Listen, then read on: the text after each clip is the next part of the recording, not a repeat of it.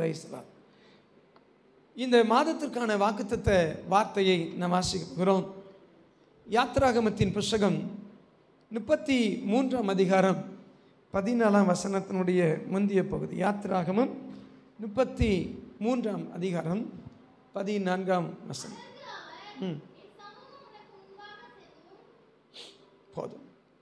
என் சமூகம் உனக்கு முன்பாக செல்லும். அல்லேலூயா. சொல்றது யாரு? ஆண்டவர் சொல்றார். என் சமூகம் உனக்கு முன்பதாக செல்லும். அவருடைய சமூகம், அல்லது ஆங்கில வேதாகமத்திலே my presence I will go with you. அந்த பிரசன்ஸ் அல்லது அவருடைய சமூகம் என்றால் என்ன அப்படின்னு பார்த்தீங்கன்னா, அந்த சமூகம் என்பதனுடைய அர்த்தம் ஆண்டவர் அவர் நம்மோடு கூட இருக்கிறார். அதுதான் அதனுடைய அர்த்தம். அவருடைய சமூகம் என்றால் அவர் நம்மோடு கூட இருக்கிறார். எங்கு வேண்டுமானாலும் எல்லா இடங்களிலும் ஆண்டவர் இருக்கிறார். பல மதங்களிலே கடவுள் உண்டு. அவர் ஒரு இடத்தில் மட்டுமில்லை, எல்லா இடத்திலும் வியாபித்திருக்கிறார் என்று பலருக்கு நம்பிக்கை இருக்கிறது. ஆனால் மெய் தெய்வத்தினிடத்திலே மாத்திரம் நம்பிக்கை விசுவாசம் வைக்கிற கிருபைகளை அவருடைய ஜனங்களாகிய உங்களுக்கும் எனக்கும் ஆண்டவர் தந்திருக்கிறார். ஆண்டவருடைய சமூகம் அதுதான் வேதாகமத்தினுடைய முக்கியமான ஒரு கரு, முக்கியமான ஒரு சப்ஜெக்ட். அதுதான் ஆண்டவர் நம்மோடு இருப்பது நமக்கு ஒரு பெரிய பாக்கியம். ஆமென், ஹல்லேலூயா. அவருடைய சமூகம் எப்பொழுது நம்மோடு கூட இருக்கிறது என்றால் எப்பொழுதும் ஆண்டவர் நம்மோடு கூட இருக்கிறார். ஆகவேதான் 23ஆம் சங்கீதத்திலே தாவீது சொல்கிறான், நான் மரண இருளின் பள்ளத்தாக்கிலே நடந்தாலும் பொல்லாப்புக்கு பயப்படேன், தேவரீர் என்னோடு கூட இருக்கிறேன். யுவர் பிரசன்ஸ், உங்களுடைய சமூகம் எப்பொழுதும் என்னோடு கூட இருக்கிறது. நீர் என்னோடு கூட இருக்கிறீர். புதிய ஏற்பாட்டுக்கு வரும்போது இயேசு சொல்கிறார் மத்தேயு 28:20, இதோ உலகத்தின் முடிவு பரியந்தம் சகல நாட்களிலும் நான் உங்களுடனே கூட இருக்கிறேன், உங்கள் இருதயம் கலங்காதிருப்பதா. அப்போ அவருடைய பிரசன்னம், அவருடைய பிரசன்ஸ், அவருடைய சமூகம் அது நம்மோடு கூட இருக்கிறது. இன்னொரு வேதாகம மொழிபெயர்ப்பு இப்படி சொல்கிறது, I will personally go with you.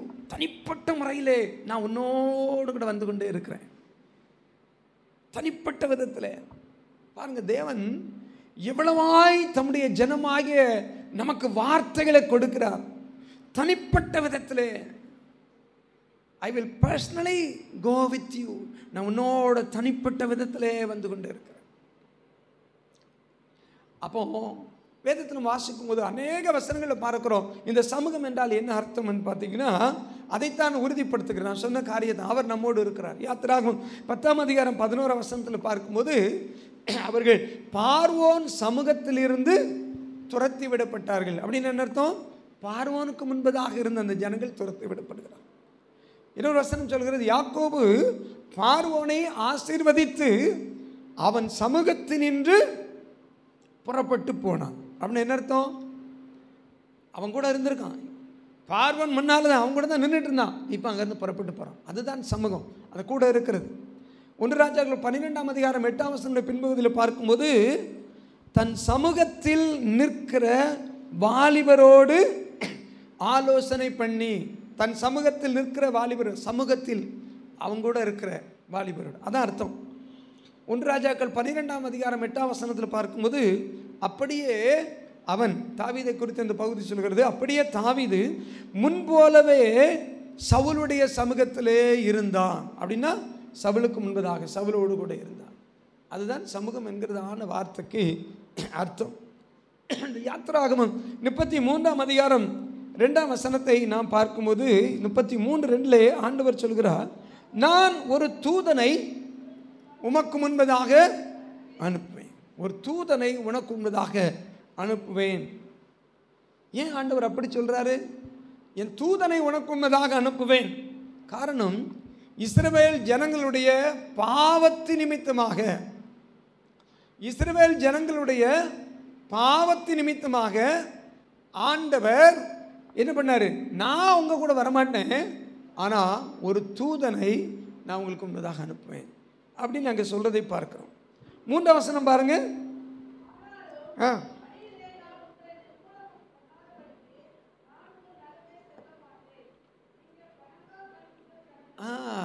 நான் உங்கள் நடுவே என்ன செல்ல மாட்டேன், செல்ல மாட்டேன்.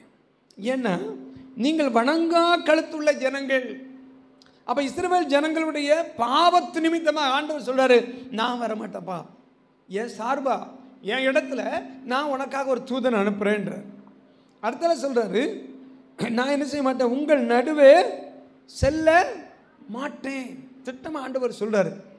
ஆனால் மோசே செய்த காரியத்தை நீங்கள் பார்த்தீங்க அப்படின்னா, மோசையுடைய ஜெபத்துக்கு ஆண்டவர் பதில் கொடுக்கிறார் பாருங்க. யாத்திராகமம் 32ஆம் அதிகாரத்தில் 11, 12, 13 வசனங்களை பார்க்கும்போது மோசே ஆண்டவர் நோக்கி ஜெபம் பண்ணுறான் பாருங்க. ஆண்டவர் நோக்கி, ஆண்டவரே, உம்முடைய ஜனங்களுக்கு விரோதமாக உம்முடைய கோபம் பற்றி எறிவது என்ன? உம்முடைய கோபத்தின் உக்கிரத்தை விட்டு திரும்பி உமது ஜனங்களுக்கு தீங்கு செய்யாதபடிக்கு அவர்கள் மேல் பரிதாபம் கொள்ளும். அவர்களுக்கு கொடுப்பேன் என்று உம்மை கொண்டே அவர்களுக்கு ஆணையிட்டு சொன்னீரே என்று கெஞ்சி பிரார்த்தித்தான் என்று அந்த வசனம் சொல்லுகிறது. 32ஆம் வசனத்துக்கு வரும்போது மோசே இன்னும் ஜெபிக்கிறான். இன்னும் அதைவிட மேலான ஒரு படி போய் போராடி ஜெபம் பண்ணுறான். எப்படின்னா, ஆகிலும் தேவரீர் அவர்கள் பாவத்தை மன்னித்தருள்வீனானால் மன்னித்தருளும், இல்லாவிட்டால் நீர் எழுதின உம்முடைய புஸ்தகத்திலிருந்து என் பேரை கிடுக்கி போடும். ஏன் ஏன் ஆண்டவர் இஸ்ரவேல் ஜனங்கள் மேலே கோபம் கொண்டார்? அந்த முந்தைய அதிகாரங்களையும் வாசித்து பார்த்தீங்கன்னா தெரியும். கர்த்தருடைய தாசனாகிய மோசே அங்கே மலையிலே இருந்து இறங்கி வருகிறதை தாமதம் ஆனபோது ஜனங்கள் அதை பார்த்தார்கள். மோசைக்கு என்ன நேர்ந்ததோ தெரியாது. ஆகவே எங்களுக்கு முன் செல்லும் தெய்வங்களை நீர் எங்களுக்காக உண்டு பண்ண வேண்டும் என்று ஆரோனிடத்திலே போய் கேட்கிறார்கள். இதுவரையிலும் முன் சென்றது ஆண்டவருடைய சமூகம். பகலிலே மேகஸ்தம்பம், இரவிலே அக்னி ஸ்தம்பம், அநேக அற்புதங்கள், அநேக அடையாளங்கள். ஆண்டவர் ஆச்சரியமாய் அவர்களை நடத்தினார், ஒரு குறைவில்லாமல் நடத்தினார். எல்லா பாதைகளிலும் அவர்களோடு கூட ஆண்டவர் நடந்து வந்தார். எல்லாம் அவர்களுக்கு தெரியும். ஆனால் இப்போ மோசே மலையிலிருந்து இறங்கி வர தாமதமானதை கண்டபோது ஜனங்கள் அவசரப்படுகிறார்கள், ஆத்திரப்படுகிறார்கள். ஆரோனிடத்தில் போய் எங்களுக்கு முன் செல்லும் தெய்வங்களை நீ என்ன செய்யணும், உண்டு பண்ணணும். அப்போ ஆரோன் என்ன செய்கிறான், உங்கள் காதில் கழுத்தில் கிடக்கிற எல்லாத்தையும் கொண்டு வாங்க அப்படின்னு சொல்லி சிற்ப கருவியை எடுத்து ஒரு பொற்கன்றுக்குட்டியை உருவாக்குகிறான். ஒரு பலிபீடத்தை கட்டுகிறான். கர்த்தருக்கு பண்டிகை என்று தவறான ஒரு பலிபீடத்தை கட்டி ஜனங்கள் எல்லாரும் புசிக்கவும் குடிக்கவும் உட்கார்ந்து விளையாடவும் தொடங்கினார்கள், கொண்டாடினார்கள் என்றெல்லாம் நம்ம வேதத்தில் வாசிக்கிறோம். இப்போ மோசேயிட்டு ஆண்டவர் பேசுகிறார்.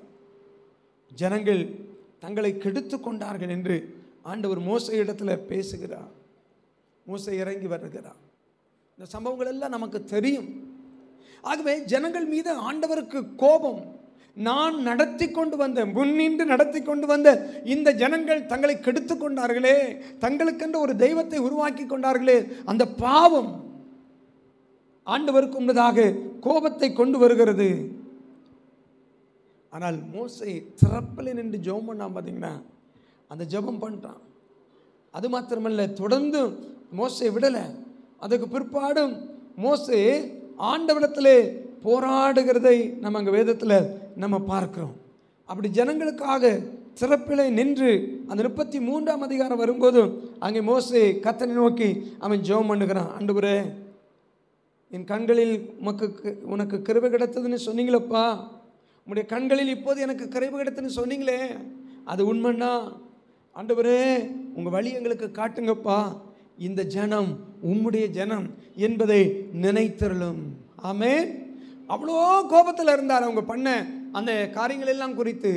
ஆனால் மறுபடியும் மோசேயினுடைய பரிந்துரை ஜெபம், மோசேயுடைய பரிந்துரை ஜெபம், ஆண்டவரே இந்த ஜாதி உம்முடைய ஜனம் என்று நினைத்தருளும் ஆண்டவரே, நினைத்தருளும் ஆண்டவரே, உம்முடைய கண்களில் எனக்கு கிருபை கிடைத்தன்னு சொன்னீங்களப்பா, அது உண்மையானால் ஆண்டவரே நீங்கள் இந்த ஜனத்தை நினைத்தருள வேண்டும் என்று மோசே கண்ணீரோடு கூட கெஞ்சி பிரார்த்திக்கிறான்.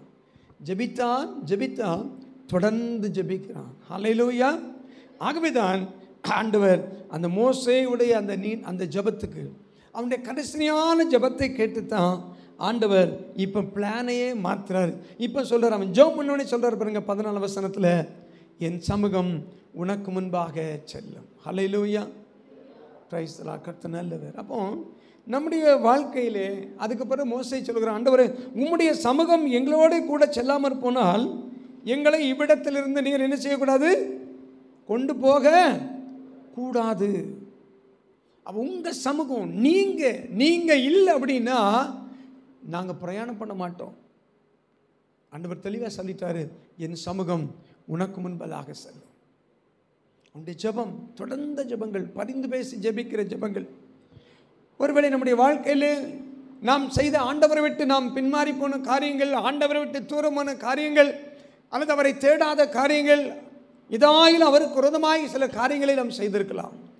ஆனால் இன்றைக்கு ஒருவேளை ஆண்டவருடைய சமூகத்திலே மோசே ஜெபித்தது போல தொடர்ந்து ஆண்டவருடைய சமூகத்திலே நம்மை தாழ்த்தி, ஆண்டவரே நினைத்தரலும் என்று சொல்லி தேவ சமூகத்திலே வந்திருக்கிற நாம் அவருடைய சமூகத்திலே நாம் ஜெபிக்கும் போது ஆண்டவர் மறுபடியும், நான் செல்ல மாட்டேன் என்று சொன்ன ஆண்டவர் மறுபடியும் சொல்றார், நான் வருவேன்றார். அல்லேலூயா.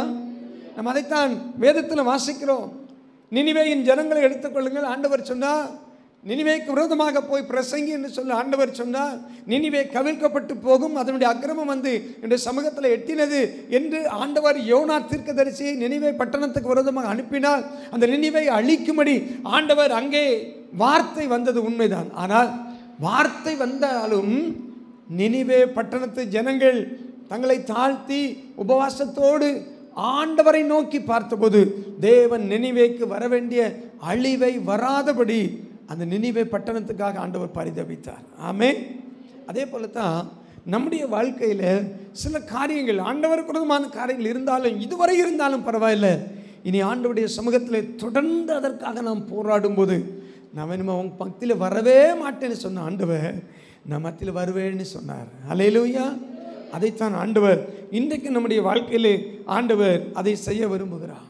நாம் தேவ பிரசன்னத்தை உணர முடியாதபடி எத்தனையோ தடைகள் ஒருவேளை நம்முடைய வாழ்க்கையில் இருக்கலாம். அந்த தடைகளெல்லாம் தகர்த்து போடும்படி, எவைகளெல்லாம் நாம் தேவ பிரசன்னத்தை அனுபவிக்க முடியாதபடி நம்முடைய வாழ்க்கையில் இருக்கிற தடைகள் எல்லாவற்றையும் அகற்றி போட்டு மறுபடியுமாக ஆண்டவருடைய சமூகத்தில் வருவோம். ஆண்டவருடைய சமூகத்தை நோக்கி பார்ப்போம். கர்த்தருடைய சமூகத்தில் வருகிற ஒருவரையும் அவர் வெறுமையாய் அனுப்பிவிடுகிற தேவன் அல்ல. கர்த்தர் நல்லவர். நாம் தியானிக்க போகிறோம் யாத்திராகமத்தின் புஸ்தகம் 34 அதிகாரம் 2 வசனம். 34:2.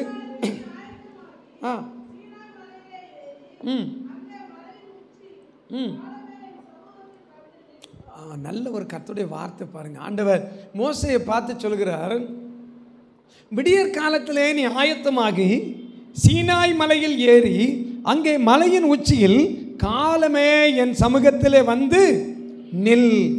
மோசே இடத்துல ஆண்டவர் சொல்கிறார். அப்போ நம்ம ஒவ்வொருடைய வாழ்க்கையில் தனி ஜெபம் ரொம்ப ரொம்ப ரொம்ப ரொம்ப முக்கியமானது. தனி ஜெபம் ரொம்ப அவசியமாக இருக்கிறது. நீங்கள் ஒருவேளை ஒரு வேலை செய்கிறவங்களாக இருக்கலாம், அரசாங்கத்திலேயோ தனியார் வேலை செய்யலாம் இருக்கலாம், அல்லது ஒரு குடும்ப தலைவராக இருக்கலாம், குடும்ப தலைவியாக இருக்கலாம். நீங்கள் எந்த நிலைமையில் இருந்தாலும் சரி, என்ன பொறுப்பில் நீங்கள் இருந்தாலும் சரி, உங்களுடைய வாழ்க்கையிலே உங்களுடைய வேலைப்பளு அதிகமாக இருந்தாலும் காலையிலே அதிகாலையிலே நீ எழுந்து சீனாய் மலையில் ஏறி மலையின் உச்சியில் காலமே என் சமூகத்தில் வந்து நில். மோசேயை பார்த்து ஆண்டவர் சொல்கிறார், நம் ஒவ்வொருவருக்கும் அவருடைய சமூகம் தேவையாக இருக்கிறது. அல்லேலூயா, பிரைஸ் தி லார்ட். கர்த்தர் நல்லவர். உற்சாகம் வந்திருக்கு. அப்போ நம்ம ஒவ்வொருவருக்கும் காலையில் அவருடைய சமூகத்தில் காத்திருப்பது அவசியம்.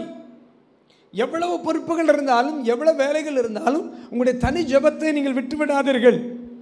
ஒவ்வொரு நாளும் இந்த தேவ சமூகத்தில் நம்ம காத்திருந்து தனியே ஜெபிக்கணும். வேதத்தில் பார்த்தீங்கன்னா சங்கீதக்காரன் எழுதுகிறான் 5ஆம் சங்கீதம் 3ஆம் வசனத்தில், கர்த்தாவே காலையிலே என் சத்தத்தை கேட்டருள்வீர், காலையிலே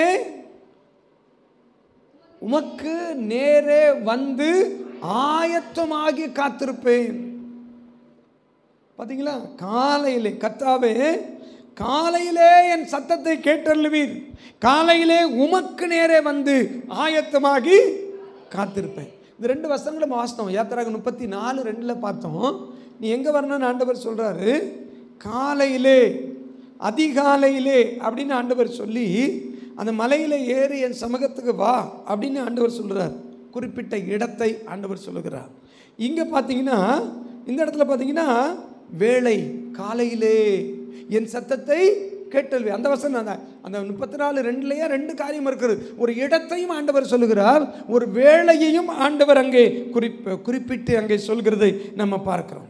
ஆக நம்முடைய ஜெபத்துக்கு, ஆண்டுடைய சமூகத்திலே காத்திருப்பதற்கு, ஆண்டுடைய சமூகத்தில் வருவதற்கு நமக்கு ஒரு குறிப்பிட்ட இடம் தேவை, நமக்கு குறிப்பிட்ட ஒரு நேரம் நமக்கு தேவை. ஆமென். எத்தனை பேர் ஒத்துக்கொள்றீங்க? ஜெபம் பண்ணிட்டோம் அப்படின்னா நம்ம அந்த நாளில் ஜெயிச்சிரும். ஹல்லேலூயா. ஆகவே தனி ஜெபம் ரொம்ப முக்கியம். அந்த தனி ஜெபம் நம்மை உயிர்ப்பிக்கிறது, அந்த ஜெபம் நம்மை உருவாக்குகிறது. ஹல்லேலூயா. ஆகவே தேவனுடைய சமூகத்திலே அதிகாலையிலே வந்து ஆயத்தமாகி காத்திருக்க, சீனாய் மலையிலே ஒரு குறிப்பிட்ட இடத்துல ஏதாவது ஒரு இடத்த வச்சுங்க, அது ரொம்ப முக்கியம். இது நீங்கள் செய்து பாருங்கள், உங்கள் ஆவிக்குரிய ஜீவியத்தில் ஒரு மாற்றத்தை பார்ப்பீங்க, உலக பிரகாரமாக உங்கள் வாழ்க்கையில் ஒரு மாற்றத்தை பார்ப்பீங்க, உங்கள் குடும்பத்தில் நீங்கள் மாற்றத்தை பார்ப்பீங்க. அல்லேலூயா. நீங்கள் ஜெபம் பண்ணி பாருங்கள், ப்ராக்டிஸ் பண்ணி பாருங்கள். இன்றைக்கி ஒரு தீர்மானம் எடுங்க. ஒருவேளை நீங்கள் அந்த அதிகாலை ஜெபம் வாஞ்சித்திருக்கலாம், தீர்மானம் பண்ணி கொஞ்ச நாள் செய்திருக்கலாம், இப்போ முடியாமல் இருக்கலாம். ஆனால் பழையபடி ஆண்டவர் உங்களோட பேசுகிறார். இந்த அதிகாலை ஜெபம் ரொம்ப முக்கியம். அதிகாலை ஜெபத்துக்கு என்னை அர்ப்பணிக்கிறேன். உங்களோட வலது கரங்களை உயர்த்தி, ஆண்டவரே நான் அதிகாலையில் ஜெபிக்கணும் ஆண்டவரே. நீங்கள் அன்றைக்கி மோசையை பார்த்து சொன்னீங்க, விடியற் காலத்திலே நீ ஆயத்தமாகி சீனாய் மலையில் ஏறி அங்கே மலையின் உச்சியில் காலமே என் சமூகத்தில் வந்து நில். ஆமாம் ஆண்டவரே, நான் எழுப்பி முகத்தை கழுவி தூர போயிடணும், தலையை சீவிட்டு வெளியே வந்துடணும் ஆண்டவரே. உங்களுடைய சமூகத்தில் ஆயத்தத்தோடு நான் காத்திருக்கணும், எனக்கு உதவி செய்யுங்க ஆண்டவரே. நான் வாஞ்சிக்கிறேன், அதிகாலையில் ஜெபிக்க நான் வாஞ்சிக்கிறேன், என்னை எழுப்புகிறேன், நீர் என்னை எழுப்புகிறேன். ஆனால் நான் அதை தவறாய் ஆண்டவரை பயன்படுத்தி கொண்டிருக்கிறேன். இன்றிலிருந்து ஆமென் அதிகமாய் ஜெபிக்க, அதிகாலை ஜெபத்துக்கு முக்கியத்துவம் கொடுக்க எனக்கு உதவி செய்யுங்க ஆண்டவரே. நன்றியப்பா, ஸ்தோத்திரம். ஆண்டவராய் இயேசு கிறிஸ்துவை குறித்து தீர்க்க தரிசனமாக சொன்ன வார்த்தை ஏசாயா தீர்க்க தரிசன புஸ்தகம் 50ஆம் அதிகாரம் 4ஆம் வசனத்தை பாருங்கள். ஏசாயா 50:4. இளைப்படைந்தவனுக்கு சமயத்திற்கு ஏற்ற வார்த்தை சொல்ல, கர்த்தராகிய ஆண்டவர் எனக்கு கல்விமானி நாவை தந்தளினார், காலைதோறும் என்னை எழுப்புகிறார், கற்றுக்கொள்கிறவளைப் போல நான் கேட்கும்படி என் செவியை கவனிக்க செய்கிறார். அல்லேலூயா. ஆண்டவராக இயேசுவை குறித்து சொல்லப்பட்ட தீர்க்க தரிசனமான வார்த்தை, அவரை என்ன செய்கிறார்? காலைதோறும் என்னை எழுப்புகிறார். ஆண்டவராக இயேசு மார்க் 1:35 பார்க்கிறோம், அவர் அதிகாலையிலே அதிக இருட்டோடு எழுந்து வனாந்தரமான ஒரு இடத்துக்கு போய் ஜெபம் பண்ணினார். அப்போ ஆண்டவராகிய இயேசுவுக்கு அந்த அதிகாலை ஜெபம், அந்த அதிகாலை ஜெபம் தான் அந்த நாள் முழுதும் ஊழியம் செய்வதற்கான கிருபைகள், வேலை செய்வதற்கான கிருபைகள், வேலையில் எப்படி நடக்கணும் அந்த ஞானம், யாரிடத்தில் எப்படி பேசணும் என்கிற ஞானம், மனித தயவுகள், உதவிகள், ஒத்தாசைகள் எல்லாம் அந்த அதிகாலை ஜெபத்தில் நீங்களும் நானும் பெற்றுக்கொள்கிறோம். 88ஆம் சங்கீதத்தை பாருங்கள், 13ஆம் வசனத்தில், நானோ கர்த்தாவே உம்மை நோக்கி கூப்பிடுகிறேன், காலையிலே என் விண்ணப்பம் உமக்கு முன்பாக வரும். அப்போ காலையிலே நம்முடைய ஜெபம், காலையிலே உம்மை நோக்கி கூப்பிடுகிறேன். அப்போ நம்ம அந்த பலவீனத்தை மேற்கொள்கிறோம் அப்படின்னா, ஆவியில் ஒரு பலன் வேணும்னா தெய்வ சமூகத்தில் நம்ம காத்திருக்கணும். ஆவியில் பலன் வந்துட்டுனா சரீரத்தில் ஒரு பலன் வந்துடும். அல்லேலூயா. எத்தனை பேர் ஒத்துக்கொள்கிறீங்க? ஆவி உற்சாகமாக வந்துட்டு அப்படின்னா சரீரம் பலம் கொண்டு. இந்த ஆவியில் உற்சாகம் வந்துட்டாலே அல்லேலூயா ஆமென் அப்படின்னு சொல்லி நம்ம தூக்கம்லாம் என்ன செய்கிறோம்? போயிடும். கர்த்தர் நல்லது. நீதிமொழிகள் 8ஆம் அதிகாரம் 17ஆம் வசனம், என்னை நேசிக்கிறவர்களை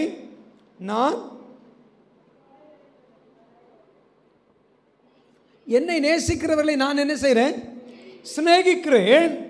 அதிகாலையில் என்னை தேடுகிறவர்கள் என்னை கண்டடைகிறார்கள். அப்போ கண் விழித்த உடனே நம்ம யாரை தேடணுமா? அவர் நம்ம நேசம் அவர் மேலே இருக்கணும். என்னை நேசிக்கிறவர்கள் நான் சிநேகிக்கிறேன்.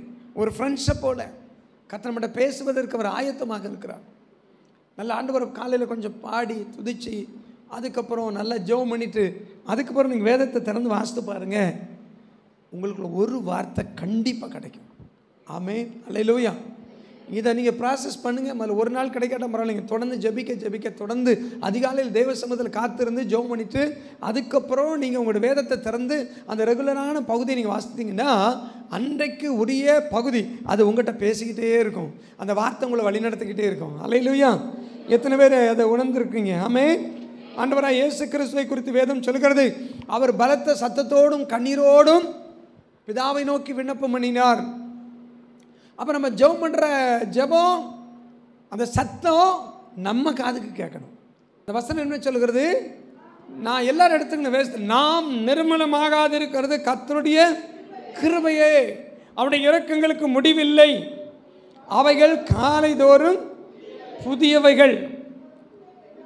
அப்போ இஸ்ரவேல் ஜனங்கள் அப்போ அதிகாலையில் எழுந்து தேவ சமூகத்தில் அது வர்றது ஒரு பெரிய கிருபை.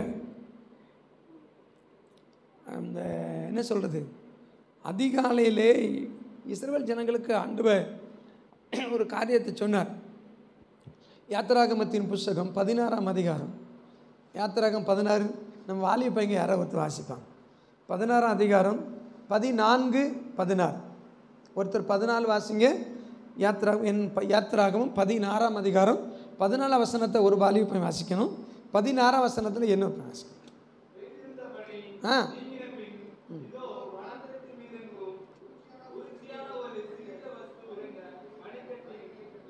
அப்போ ஆண்டவர் இஸ்ரவேல் ஜனங்களை வனாந்தரத்தின் பாதையிலே நடத்தி கொண்டு வரும்போது ஆண்டவர் சொன்னார், நான் உங்களுக்கு ஆகாரம் வேணும், அதுக்கு நான் வானத்தின் மன்னாவினால் உங்களை போஷிக்க போகிறேன் அப்படின்னு சொல்லி நீங்கள் காலையில் விடிய காலத்தில் அந்த வசனம் நீங்கள் பார்த்தீங்கன்னா விடிய காலத்திலே நீங்கள் போனீங்க அப்படின்னா அந்த மன்னா உங்களுக்கு கிடைக்கும் அப்படின்னு ஆண்டவர் அங்கே சொன்னார்.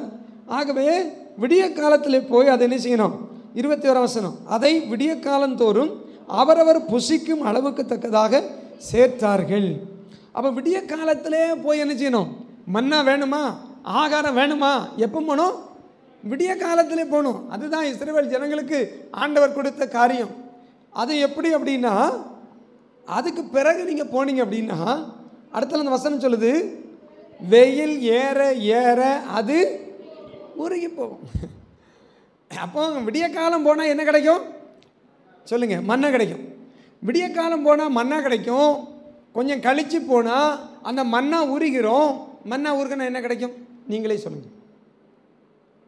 ஆக விடிய காலத்தில் ஒவ்வொருவரும் அந்த மன்னாவை பெற்றுக்கொள்ள ஆண்டவர் உங்களுக்கு எனக்கு உதவி செய்வாராக. அது மாத்திரமல்ல, அந்த வசனம் சொல்லுது அந்த அளவுக்கு தக்கதாக. 16ஆம் வசனம் வாசித்தோம், உங்களில் உள்ள ஆத்துமாக்களில் லெக்கத்தின்படி அவனவன், நல்லா கவனிங்க, அவனவன் தன் தன் கூடாரத்தில். இந்த வசனத்தை நல்லா கவனிங்க, இன்னைக்கு ஆண்டவர் கொடுத்திருக்கிறார். அவனவன் தன் தன் கூடாரத்தில் இருக்கிறவர்களுக்காக தலைக்கு ஒரு ஓமர் அளவு எடுத்து கொள்ள. யோபு 1:5, ஒருவேளை என் குமாரர் பாவம் செய்து தேவனை தங்கள் இருதயத்தை தூஷித்திருப்பார்கள் என்று சொல்லி அவர்களை அழைத்தனுப்பி, ஒவ்வொருத்தரை அழைத்தனுப்பி பரிசுத்தப்படுத்தி அதிகாலமே எழுந்து, முக்கியம் அதிகாலமே எழுந்து, அடுத்தல முக்கியம் அவர்கள் எல்லாருடைய லக்கத்தின்படியே எண்ணிக்கையின்படியே சர்வாங்க தகன பலிகளை செலுத்தினான். அவனுடைய பிள்ளைகளுக்கு ஏற்றாப்புல எத்தனை பிள்ளைகள் இருக்கோ அத்தனை பிள்ளைகளுக்கும் சரியாக யோபு அங்கே அவர்கள் பாவம் செய்திருப்பார்கள் சர்வாங்க தகன பலியை செலுத்தினான் என்று வேதத்தில் சொல்லப்பட்டிருக்கிறது. ஆகவே இன்றைக்கு இந்த இடத்துல குடும்ப தலைவர்களாக வந்திருக்கிறோம், குடும்ப தலைவிகளாக நம்ம வந்திருக்கிறோம். இந்த பொறுப்பு நமக்கு முக்கியமான ஒரு பொறுப்பு. என்ன அப்படின்னா, இந்த வசனம் என்ன சொல்லுது? யோபு தன்னுடைய குமாரனுடைய லக்கத்திற்கு ஏற்றார் போல் என்ன பண்ணுறான்? அவர்களுக்காக பலி செலுத்துகிறதை நம்ம பார்க்கிறோம். அப்போ குடும்ப தலைவர்களாக வந்திருக்கிறோம், தலைவிகளாக வந்திருக்கிறோம். நமக்கு ஆண்டவர் பிள்ளைகளை கொடுத்திருக்கிறார். வாலிப பிள்ளைங்க இருக்கிறாங்க, சின்ன பிள்ளைங்க இருக்கிறாங்க. இவர்களுக்காக ஆமாம், இந்த வார்த்தையின்படி ஒருவேளை நம்ம குடும்பத்தில் 5 பேர் இருக்கலாம், 3 பேர் இருக்கலாம், 2 பேர் இருக்கலாம் பிள்ளைகள். அது வாலிப பிள்ளைகளாக இருக்கலாம், சிறு பிள்ளைகளாக இருக்கலாம். இவர்களுக்காக ஆமாம், நான் வாசித்தோம் பாருங்க, காலைதோறும் அவருடைய கிருபைகள் புதியது என்று சொல்லி வாசித்தோமே. இந்த புதிய கிருபைகளை பெற்றுக் கொடுக்கிற பொறுப்பை பெற்றோராகிய உங்களுக்கும் எனக்கும் கர்த்தர் தந்திருக்கிறார். அல்லேலூயா. ஆமேன் குடும்ப தலைவர்களாக ஆமேன் நம்முடைய குடும்பத்தை பொறுப்பு நமக்கு வருகிறது. குடும்ப தலைவிகளாக உங்களுக்கு அந்த பொறுப்பு வருகிறது. காலையிலே அந்த மன்னாவை பெற வேண்டிய பொறுப்பு நமக்குள்ள இருக்கிறது. அந்த பிள்ளைகளுக்காக திறப்பிலே நிற்க வேண்டிய பொறுப்பு நமக்குள்ள இருக்கிறது. காரணம், அந்த நாளுக்கான புது கிருபை நமக்கு தேவை, புது மன்னா நமக்கு தேவை. ஏற்கனவே உள்ள மன்னானா மறுநாள் இருக்காது, அது கெட்டு போகும், அது பூசி நாட்டம் எடுத்து போகும். ஒவ்வொரு நாளும் புதிய மன்னா. நேற்று ஜெபம் பண்ண அரை மணி நேரம், ஓகே, வெரி குட், நல்லது. இன்றைக்கு நான் எவ்வளவு நேரம் ஜெபித்திருக்கிறேன், இந்த காலையில் அதிகாலை நான் ஜெபம் பண்ணினேனா, அதிகாலை தேவ சமூகத்தில் என் குடும்பத்துக்காக திறப்பிலே நின்னனா, நான் தேவ சமூகத்தை நோக்கி பார்த்தனா, இதெல்லாம் நம்ம நினைக்கணும். ஆண்டவர் சொன்னார், அன்றன்றுள்ள அப்பத்தை எங்களுக்கு இன்று தாரும். அப்ப அன்றன்றுள்ள அப்பம் நமக்கு தேவை. மனுஷன் அப்பத்தினாலே மாத்திரமல்ல, என் வாயிலிருந்து புறப்படுகிற ஒவ்வொரு வார்த்தையினாலும் பிழைப்பான். அந்த வார்த்தை நமக்கு அப்பம். இந்த வார்த்தை ஒவ்வொரு வார்த்தையும் நம்மை பிழைப்பூட்டும், நம்மை அது உயிரூட்டும், நம்மை அது பலப்படுத்தும், நம்மை அது திடப்படுத்தும், நம்மை அது சீர்படுத்தும், அது நம்மை சரிப்படுத்தும். வழியதுவே இது நடவு என்று சொல்கிற சத்தத்தை நாம் கேட்போம். அல்லேலூயா. ஜாய்ஸ் மேயர் சொல்லும்போது இப்படி சொல்றாங்க, எப்படின்னா, மனிதர்கள் பேசுகிற லட்சக்கணக்கான வார்த்தைகளை ஒரு நாளிலே நான் கேட்பதை காட்டிலும் காலையிலே தேவ சமூகத்திலிருந்து வருகிற ஒரு வார்த்தை அந்த நாளுக்கு போதும். அல்லேலூயா. எத்தனை பேர் ஆமோதிக்கிறீங்க? மனிதர்கள் லட்சக்கணக்கான வார்த்தைகள் ஒவ்வொரு நாள் நிறைய பேர் பேசுகிறாங்க, அப்படிதானே? அந்த மனிதர்கள் பேசுகிற லட்சக்கணக்கான வார்த்தைகளை நான் கேட்பதை பார்க்கிலும், ஆமேன், அவருடைய வார்த்தையை கேட்பதை காட்டிலும் என் தேவன் அந்த நாள் காலையிலே நான் தேவ சமூகத்திலே காத்திருக்கும் போது ஆண்டவர் பேசுகிற ஒரு வார்த்தை, ஆண்டவர் தருகிற ஒரு வார்த்தை, அது எனக்கு அந்த நாளுக்கு போதுமானது. கரங்களை தட்டி ஆண்டவர் மகிமைப்படுத்துமா? அந்த வார்த்தை நமக்கு தேவை, அந்த வார்த்தை நமக்கு தேவை. அந்த வார்த்தை வடிவிலே தான் ஆண்டவர் இருக்கிறார். ஆதியிலே வார்த்தை இருந்தது, அந்த வார்த்தை தேவனாக இருந்தது, அந்த வார்த்தை தேவனிடத்தில் இருந்தது. அதுதான் ரொம்ப முக்கியம். நம்முடைய தேவன் ஏதோ ஒரு உருவத்தில் இல்லை, ஏதோ ஒரு வடிவில் ஆண்டவர் இல்லை. நம்முடைய தேவன் இந்த வார்த்தை வடிவில் இருக்கிறார். இந்த வார்த்தை நம்மை உயிர்ப்பிக்க, இந்த வார்த்தை நம்மோடு கூட பேசும். ஆகவேதான் வாகனங்களிலேயோ சுவர்களிலேயோ எழுதப்பட்டிருக்கிற வார்த்தை அது வீணானது அல்ல, அது வீணானது அல்ல. அந்த வார்த்தை நம்மோடு கூட பேசும். என் சமூகம் உனக்கு முன்னதாக செல்லும் என்று அநேக வாகனங்களில் எழுதி போட்டிருக்கிறாங்க. ஒருவேளை எழுதின அந்த வாகனத்தின் சொந்தக்காரருக்கு அந்த வார்த்தை அது எந்த அளவுக்கு கிரியை செய்கிறதோ இல்லையோ தெரியல. ஆனால் எதிரே பல பிரச்சனையோடு கூட, நெருக்கத்தோடு கூட, நெருக்கடியிலே வாகனத்தை ஓட்டி வருகிற ஒரு நபர் அதை பார்க்கும்போது அந்த வசனத்தின் மூலமாக, அந்த வார்த்தையின் மூலமாக ஆண்டவர் அவர்களோடு கூட பேசுகிறார். ஆமென். ஆகவே வார்த்தை ஆவியாயும் ஜீவன் உள்ளதாக இருக்கிறது, அது உயிர்ப்பிக்கிறதாக இருக்கிறது. அந்த வார்த்தையை அதிகாலையிலே தேவ சமூகத்திலே காத்திருந்து அவருடைய சமூகத்திலும் பெற்றுக்கொள்ளணும். ஆமென். அல்லேலூயா. வார்த்தை ரொம்ப முக்கியம்.